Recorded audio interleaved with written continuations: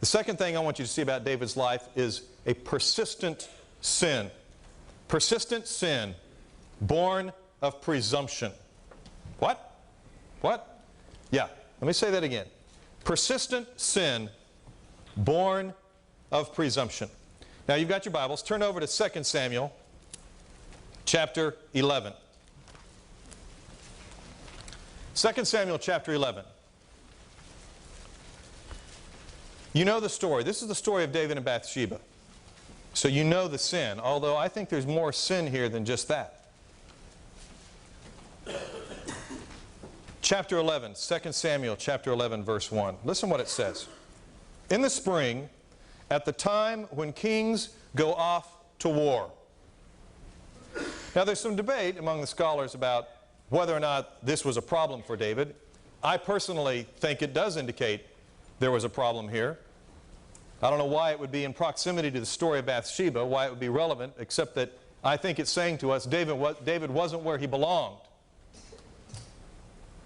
But I think the reason he wasn't where he belonged was because he was presuming something. His first mistake, he wasn't where he belonged. His first presumption was, they don't need me. The army's experienced, they've got great commanders, everything's going to be fine, they've done this before. They don't need me on the battlefield. And sometimes we get that way, don't we? Church doesn't need me. I've paid my dues. I've done what I needed to do. We've got a great staff. We've got great people. The church doesn't need me. Well, that's a presumption, and that's a dangerous place to be. Because it's out of that kind of presumption that persistent sin can be born in our lives. Of course, then, you know the story. David's wandering around on his patio, looking out over the city, and he sees Bathsheba. There's nothing in the story that suggests Bathsheba was doing anything wrong. But David presumes that he can have Bathsheba and no one will know, at least no one significant, because after all, he is going to send messengers. It says plural messengers, so more than one went to get her. And then there's people in his court that certainly knew what was going on. Then there's Bathsheba. She certainly knew what was going on. And oh yeah, and then there's the Lord. He knew what was going on. And yet David somehow had this presumption. I can do this and I can get away with it.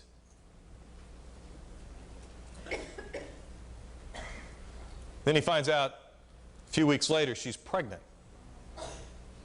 He arranges for her husband Uriah to be killed, probably others with him, on the battlefield.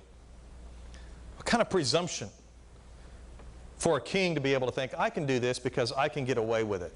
So now he's not only irresponsible by being where he doesn't belong, he's an adulterer, he's a liar, and he's a murderer. That's pretty persistent sin, don't you think? And it's all born out of these presumptions that he carried around.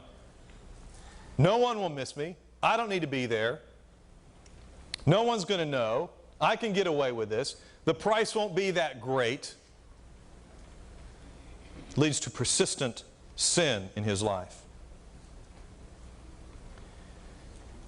Now I understand that kind of sin. And I understand that kind of presumption. A few years ago, I became involved in an extramarital affair. I was married, had a son.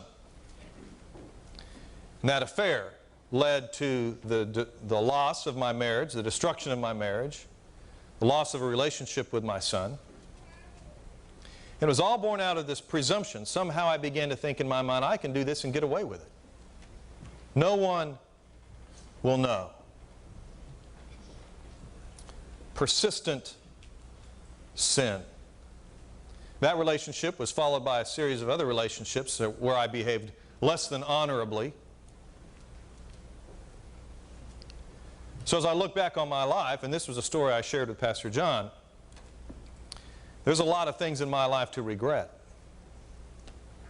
A lot of sin to confess, which I have done, by the way, in a church prior to being here. But I understand that presumption.